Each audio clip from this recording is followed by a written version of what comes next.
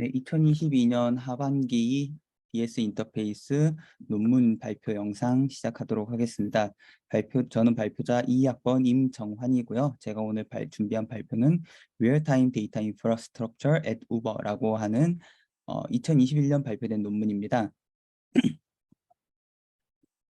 순서는 다음과 같습니다. Introduction, Requirement, Abstraction, System Overview, Conclusion 순서로 진행되겠고요. 주로 아키텍처, 어떤 어플리케이션들을 어떤 방식으로 적용을 하였는지에 대한 설명 위주로 논문을 발표를 준비했기 때문에 유즈 케이스 등과 같은 내용들은 일부 생략이 되어 있을 수도 있는 점 양해 부탁드립니다. 인트로덕션부터 시작해 보도록 하겠습니다. 우버는 전 세계에 걸친 매칭 플랫폼 기업으로서 하루에도 펩타바이트라고 하는 어마어마한 양의 데이터들이 발생하는 기업입니다. 이 우버에서 최초의 인트로덕션에서 제시한 영역은 총 3가지입니다. 메시징 플랫폼으로서, 또한 스트리밍 프로세싱으로서, 또한 리얼타임 OLAP로서 3가지 영역에 대한 데이터 인프라스트럭처를 준비했다고 하고요. 3가지의 스케일링 챌린지를 겪었다고 합니다. 목표로 하고 있다고 합니다. 첫 번째 데이터에 대한 스케일링 챌린지는 다양한 요구사항에 따른 다양한 리퀘어먼트가 존재하는 엄청난 양의 데이터들이 첫 번째 스케일링 챌린지고요. 두 번째는 다양한 부분에서 다양한 요구 조건을 가지고 있는 유즈 케이스들에 대한 챌린지입니다. 마지막은 다양한 유저들에게 좀 더 다양한 유저들이 쉽게 데이터에 어세스할 수 있도록 하는 유저에 대한 스케일링 챌린지, 3가지에 대한 스케일링 챌린지를 겪었다고 합니다. 이제 다음은 requirement인데요. 이 requirement는 우버에서 요구하는 인프라스트럭처에 대한 requirement를 이야기를 합니다. 첫 번째는 consistency입니다. 수많은 데이터들이 오고 가는 와중에도 0%의 데이터 로스를 보여야 한다고 합니다. 또한 지역 내에서 또한 지역 내 또는 지역 간의 디스퍼설을 겪음에도 데이터 로스가 발생해서는 안 되고요. 데이터의 퀄리티를 유지하기 위해서 중복 제거 또한 수행되어야 된다고 합니다. 다음은 어베일러빌리티인데요. 매칭 플랫폼인 만큼 굉장히 높은 수준의 어베일러빌리티가 요구된다고 합니다. 그리고 어베일러빌리티와 비슷한 내용이기는 하지만 로그와 이벤트가 몇 초 이내로 이제 프로세싱이 되어야 하는 데이터 프레시니스가 요구사항 중 하나고요. 다음은 쿼리 레이턴시로 99%의 쿼리들이 1초 단위 이하로 초 단위 이하로 동작돼야 되는 유즈 케이스들이 있다고 합니다. 또한 펩타바이트의 데이터들이 발생하는 만큼 스케일러빌리티에 대한 이슈도 있고요. 우버는 굉장히 로우 마진의 사업을 하고 있기 때문에 사전에 매터럴라이제이션을 할지 혹은 런타임 동안에 컴퓨테이션을 할지 어떤 것이 좀 더 코스트가 적게 드는지에 대한 이슈도 있다고 합니다. 마지막은 풀 베이스드 혹은 푸시 베이스드 시스템을 자유롭게 스위칭할 수 있는 플렉서빌리티가 리퀘어먼트로 요구된다고 합니다. 다음은 앱스트랙션입니다. 우버의 전체 데이터 인프라스트럭처에 대한 앱스트랙션인데요. 제일 밑에 단에 있는 스토리지입니다. 스토리지는 리드 애프터 라이트 컨시스턴시가 보장되어야 한다고 합니다. 그리고 주로 롱텀 스토리지로 활용되는 계층입니다. 다음은 스트림 단으로 펍섭 인터페이스를 가지고 있으며 리드 라이트에 대한 로우 레이턴시를 위해서 최적화가 되어 있다고 합니다. 다음은 스토리지와 스트림에 걸쳐 있는 컴퓨트 레이어인데요. 스트림과 스토리지 데이터들에 대해서 랜덤한 아비트러리한 컴퓨테이션들을 수행해야 된다고 합니다. 다음은 컴퓨트 단 위에 있는 OLAP 레이어인데요. 어, 풀 SQL이 아닌 일부 SQL에 대한 지원과 어, 애널리틱 쿼리들에 대한 어, 옵티마이제이션이 진행되었다고 합니다. 또한 하이 스루풋과 로우 레이턴시라고 하는 굉장히 맞추기 어려운 리퀘어먼트를 충족시켰다고 하고요. SQL 같은 경우에는 전체 레이어에 걸쳐 있어서 OLAP에서는 제한된 SQL을 제공했다고 하면은 SQL 레이어에서는 풀 SQL 쿼리를 제공한다고 합니다. 그다음은 API 레이어인데요. API 레이어 같은 경우에는 프로그래미틱한 방법들을 제공한다고 합니다. 스트림과 스토리지에 접근하기 위한 그런 API들을 제공하는 레이어인데요. 좀 더 상위 레이어에 필요한 컴퓨트 펑션들도 명시되어 있다고 합니다. 그리고 전체 레이어의 스토리지 단 위에 걸쳐 있는 전체 레이어의 메타데이터가 단이 있는데요. 이 메타데이터는 모든 종류의 메타데이터를 관장한다고 합니다. 그 상위에는 보시는 것처럼 대시보드, 머신러닝, 애널리틱, 어플리케이션 등 굉장히 하이 레벨의 어플리케이션 레이어가 존재하고 있습니다. 앱스트랙션에 이은 시스템 오버뷰인데요. 전체 시스템 어플리케이션들이 어떻게 구성되어 있는지를 보여주는 도표입니다.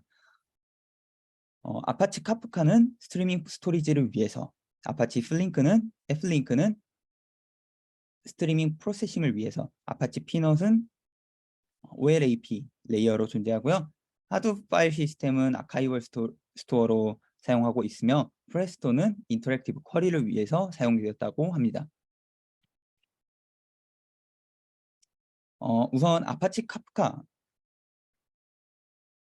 스트리밍 스토리지를 위한 아파치 카프카인데요. 아파치 카프카 같은 경우에는 기본적으로 펍섭 구조를 프로듀서와 컨슈머라고 하는 이름으로 지원하고 있습니다. 어, 또한 이 카프카 같은 경우에는 클러스터로 구성을 할 수가 있는데요. 그 클러스터에서도 클러스터 페더레이션이라고 하는 방식을 적용시켰다고 합니다. 이 방식은 클러스터의 디테일에 대한, 그러니까 어떤 브로커가 클러스터에 속해 있는지 등등과 같은 그런 디테일들을 프로듀서와 컨슈머로부터 감추고요. 메타데이터 서버를 별도로 운영한다고 합니다. 이 메타데이터 서버에는 각 클러스터에 소속된 노드들과 토픽들에 대한 정보들이 저장되어 있으며 이 메타데이터 서버가 클라이언트의 리퀘스트를 실제 피지컬 서버에 연결하는 역할을 합니다. 이렇게 함으로써 릴라이어빌리티와 스케일러빌리티를 높일 수 있었다고 하고요. 이 논문에서 밝힌 바에 따르면은 약 150개 정도의 노드가 가장 옵티멀한 수준의 클러스터라고 하였습니다. 그래서 이제 추가로 이제 클러스터를 구성하고 싶은 노드를 추가하고 싶은 경우에는 이제 클러스터에 속해 있는 노드 자체를 늘린다는 기보다는 새로운 클러스터를 구성하여서 메타데이터 서버를 통해서 연결해주는 방식을 클러스터 페더레이션이라고 본 논문에서는 표현하고 있습니다. 다음은 데드레터 QA인데요. 이 데드레터 QA 같은 경우에는 기본 카프카의 리트라이 폴리시를 약간 변형시킨 방식이라고 보면 되겠습니다. 기본 설정은 무한대로 반복하거나 혹은 실패한 메시지들을 드랍하는 방식으로 방식을 지원하고 있는데요. 이 데드레터 큐에는 몇 번의 리트라이 후에 해당 메시지를 데드레터 토픽에다가 퍼블리시 하게 됩니다. 해당 메시지들은 이후에 유저의 디맨드에 따라서 멀지되거나 혹은 아예 버려지는 방식으로 동작된다고 합니다. 다음은 컨슈머 프록시입니다. 우버와 같은 대규모의 플랫폼 기업에는 굉장히 많은 종류의 프로그래밍 랭귀지를 사용하게 되는데요. 프로그래밍 랭귀지마다 이 카프카 컨슈머에 대한 구현을 따로따로 하는 것에 대한 좀 문제가 있었다고 합니다. 따라서 이 컨슈머 프록시를 적용시켰다고 하는데요. 이 컨슈머 메시지는 직접적으로 어, 컨슈머와 컨슈머 인스턴스와 카프카 브로커를 직접적으로 연결하는 게 아니라 중간에 gRPC 서비스를 거쳐서 이제 유저가 사전에 등록해 놓은 엔드포인트로 이제 연결이 되도록 하는 클러스터 페더레이션에서의 메타데이터 서버와 같은 역할을 하고 있습니다. 이 왼쪽에 보이는 그림과 같은데요. 실제 어플리케이션에서는 바로 카프카 클러스터에 연결되는 게 아니라 컨슈머 프록시를 거쳐서 그 해당 메시지들을 받아볼 수 있습니다. 이렇게 함으로써 또한 스케일러빌리티에 대한 이슈도 해결할 수가 있는데요. 카프카에는 기본적으로 토픽의 파티션 개수보다가 많은 수의 컨슈머 그룹 내의 인스턴스를 생성할 수 없습니다. 하지만 이렇게 함으로써 이제 컨슈머 그룹 내의 인스턴스 개수와 상관없이 어, 개수에 대한 제한에 상관없이 이제 컨슈머 인스턴스들을 구성을 할 수 있었다고 하고요. 이제 폴링 하는 방식, 그러니까 이제 클라이언트가 서버에게 요청을 하고, 그리고 이제 클라이언트가 다시 한번 이제 에크놀로지에 대한 송수신을 해야 되는 폴링 베이스에서 이제 컨슈머 프록시에서 어플리케이션으로 푸시하면 되는 방식인 푸시 베이스드 방식으로 이제 네트워크 통신이 변경되어서 스루풋도 높일 수 있었다고 합니다. 다음은 마지막으로는 크로스 클러스터 리플리케이션인데요. 여러 가지 클러스터가 존재하는 만큼 여러 개의 클러스터가 존재하는 만큼 클러스터 내의 리플리케이션도 굉장히 중요하다고 합니다. 또한 여러 데이터 센터에 거친 리플리케이션이 필요하게 되었는데요. 리플리케이션을 통해서 이 데이터들을 어그리게이션 함으로써 이제 특정 데이터 센터가 다운되는 경우에도 데이터의 컨시스턴시를 유지할 수 있는 유지하게 하기 위해서 이제 이 크로스 클러스터 레플리케이션을 구현했다고 합니다. U 레플리케이터라고 하는 어플리케이션을 추가로 구현을 하여서 GitHub에 오픈소스로 제공을 하고 있고요. 또한 챔퍼1이라고 하는 그 리플리케이션을 하는 동안에 필요한 그런 데이터 로스와 같은 그런 비율들을 검사함으로써 실제로 이 리플리케이션이 제대로 동작을 했는지 안 했는지를 검사하는 어플리케이션도 추가로 개발하여서 오픈소스로 공개하였습니다. GitHub에서 찾아볼 수 있었습니다. 다음은 아파치 플링크입니다. 아파치 플링크 같은 경우에는 스트리밍 프로세싱 레이어로 사용이 되었는데요. 빌트인 스테이트 매니지먼트가 존재하고 있으며 또한 체크포인팅 피처를 가지고 있기 때문에 굉장히 큰 규모의 데이터가 유입이 되어도 잘 버틸 수 있는 강한 구조를 가졌다고 합니다. 또한 스케일링하기 쉽고 백프레셔라고 하는 현상도 이제 쉽게 핸들링할 수 있다고 합니다. 또한 오픈소스 커뮤니티가 활성화되어 있으며 다양한 에코시스템에 대해서 풍부한 지원을 하고 있기 때문에 Flink를 선택했다고 합니다. Flink와 비슷한 역할을 하는 어플리케이션들은 아파치 스톰, 스파크, 쌈자 등이 있는데요. 아파치 스톰 같은 경우에는 앞서 말씀드린 백프레셔라고 하는 데이터가 많이 유입될 때, 컨슈머에서 데이터가 너무 많이 유입될 때 이제 감당해내지 못하는 그런 백프레셔 현상에 대해서 굉장히 안 좋은 성능을 보였고요. 스파크 같은 경우에는 동일한 워크로드에서 동일한 테스트를 수행하였을 때 좀 더 많은 메모리를 잡아먹었기 때문에 후보군에서 제거되었다고 합니다. 마지막으로 아파치 쌈자 같은 경우에는 카프카와 굉장히 밀접하게 동작을 하고 있기 때문에 지나친 디펜던시가 있어서 이제 플링크를 선택하였다고 합니다. 앞서 말씀드린 대로 스트리밍 애널리틱 애플리케이션 with SQL을 수행하기 위해서 새로운 레이어를 Flink 프레임워크 위에 추가로 구현을 하였다고 합니다.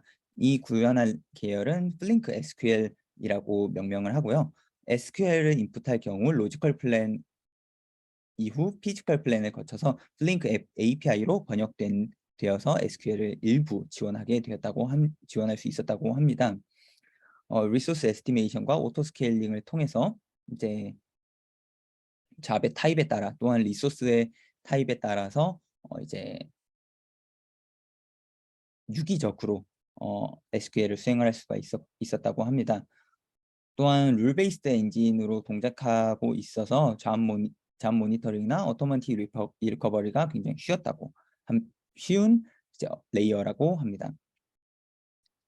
또한 플링크 자체가 유니파이드 아키텍처를 제공하고 있는데요. 플랫폼 레이어에서는 이제 비즈니스 로직과 익스터널 플랫폼에 대한 인테그레이션을 제공하고 있고요.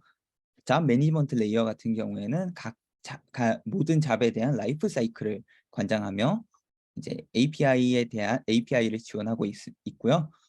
피지컬 레이어와 잡을 타입에 따라서 분리하는 프록시 레이어의 역할도 수행한다고 합니다.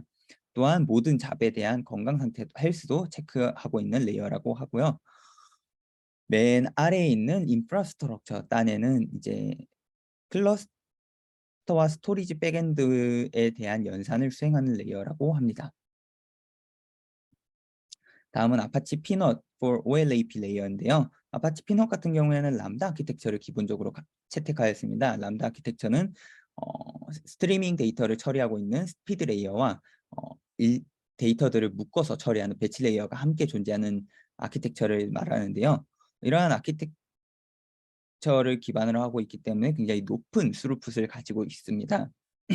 비교 대상으로는 엘라스틱 서치와 아파치 드로이드가 있었는데요. 엘라스틱 서치 같은 경우에는 리소스를 굉장히 많이 잡아먹었으며 쿼리 레이턴시가 다소 피넛보다 떨어져서 후보군에서 제외되었고요. 아파치 드로이드 같은 경우에는 쿼리 레이턴시가 굉장히 안 좋아서 후보군에서 제외되었고 결국 최종적으로 아파치 피넛을 사용하였다고 합니다.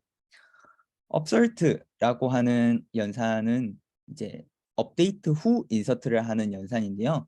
피넛 같은 경우에는 업서트 연산을 이제 지원하기 위해서 해당 레코드의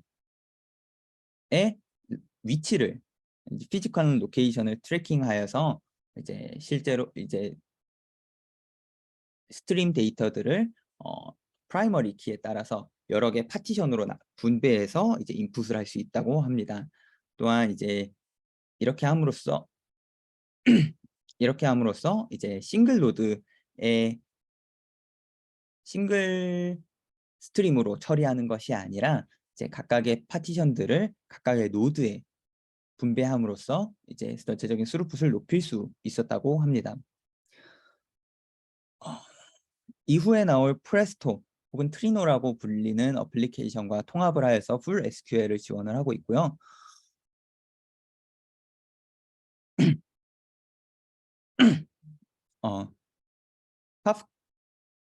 카프카로부터 인풋되는 데이터들에 대해서 자동적으로 스키마를 추정하고 또한 카디널리티를 자동으로 에스티메이션 함으로써 좀 더 효과적으로 동작을 할 수 있었고요. 앞서 말씀드린 Flink SQL 레이어와도 인테그레이션이 되어 있기 때문에 전체적인 에코시스템에 굉장히 잘 녹아들어 있다고 합니다. 마지막은 P2P 세그멘트 리커버리인데요. 이 부분 같은 경우에는 외부의 익스터널한 아카이벌 혹은 세그먼트 스토어에 굉장히 강한 디펜던시를 가지고 있게 되는데요. 이제 완료된 세그먼트 같은 경우에는 동기적으로 세그먼트 스토어에 백업되도록 기존에는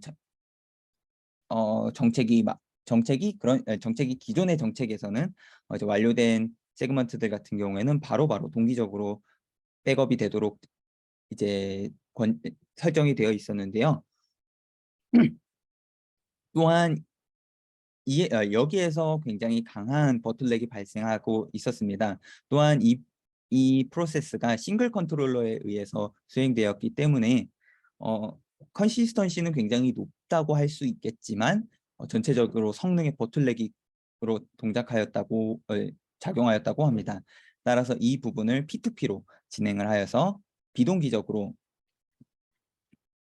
업데이트를 함으로써 전체적인 스루풋을 높일 수 있었다고 합니다. 마지막으로는 하드 파일 시스템과 프레스토를 적용한 방식인데요. 하드 파일 시스템 같은 경우에는 모든 데이터에 대한 롱텀 스토리지로 동작을 하게 됩니다. 또한 이 우버 내의 다양한 플랫폼에서 퍼시스턴트 스토어로 동작하고 있다고 합니다. 트리노 혹은 프레스토라고 불리는 어플리케이션 같은 경우에는 매시블리 패러럴 프로세싱 엔진을 채택하였다고 합니다. 이에 따라서 굉장히 높은 스루풋을 가지고 있는데요. 모든 연산들이 인메모리로 진행되기 때문에 이제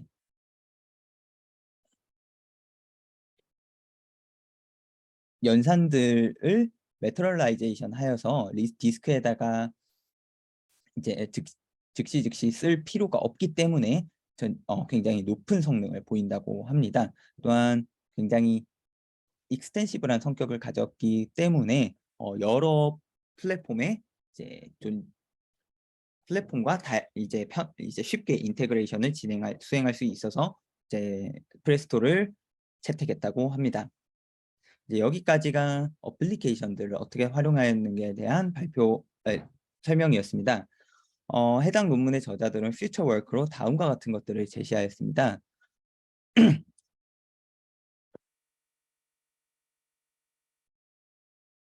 스트리밍과 배치 프로세싱에 대한 유니피케이션을 제시를 하였는데요.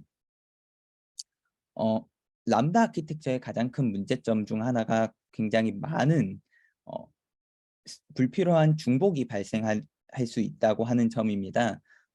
이 부분을 유니피케이션을 진행을 하여서 카프카와 플링크를 통해서 유니피케이션을 진행을 함으로써 전체적으로 아키텍처를 좀 더 단순화시킬 수 있도록 노력하겠다고 퓨처워크로 제시를 하였고요. 또한 멀티 리전과 멀티존에 대한 디플로이먼트도 제시되었습니다. 다양한 리퀘어먼트와 다양한 유즈 케이스에 따라서 이 디플로이먼트를 다양하게 할 수 있도록 하는 것이 퓨처워크라고 제시하였고요. 현재는 온프레미스 환경인데 이 온프레미스 환경을 클라우드 환경으로 업로드를 하는 방식도 이제 제시하였습니다. 또한 스토리지 티어링 같은 경우에는 코스트 에피션시와 엘라스티시티를 굉장히 높일 수 있기 때문에 카프카와 피넛을 통해서 이 티어드 스토리지를 구성을 할 것을 이제 퓨처워크로 제시를 하였습니다. 마지막은 결론인데요. 제가 생각한 본 논문에서의 저자들은 다음과 같은 컨트리뷰션을 제시를 하였습니다. 오픈소스 테크놀로지를 적용을 하여서 기본적으로 펀더먼털 스케일링 챌린지들을 극복하려 하였다고 합니다. 처음 제시되었던 스케일링 데이터, 카프카와 플링크 등등의 어플리케이션들의 임플리멘테이션을 통해서 이제 데이터에 대한 스케일링 이슈를 해결하였다고 하고요. 발표에는 생략이 되어 있지만 다양한 리퀘어먼트를 가진 다양한 유즈 케이스들을 제시를 하였습니다. 또한 프레스토 SQL을 통해서 우버에 소속되어 있는 사람이라면 누구나 데이터에 쉽게 어세스할 수 있도록 이제 설계를 하여서 이 유저에 대한 스케일링 챌린지도 극복을 하였다고 합니다. 마지막으로 제가 생각하는 해당 논문의 컨트리뷰션입니다. 굉장히 대규모의 아키텍처를 오픈소스 테크놀로지로 구성을 하였다는 점, 또한 그 해당 오픈소스 테크놀로지들을 그냥 적용시킨 것이 아니라 클러스터 페더레이션, 데드 레터 큐에 혹은 컨슈머 프록시와 같은 추가적인 구현을 통해서 오픈 소스 테크놀로지가 가지고 있는 본연의 한계점들을 극복을 한 것이 굉장히 큰 컨트리뷰션이라 생각하고요. 무엇보다 가장 큰 컨트리뷰션은 본인들이 저자들이 겪었던, 그리고 또한 이제 구현한 내용들을 다양한 사람들과 공유한 것이 가장 큰 컨트리뷰션이라고 생각합니다. 이상 발표 마치도록 하겠습니다.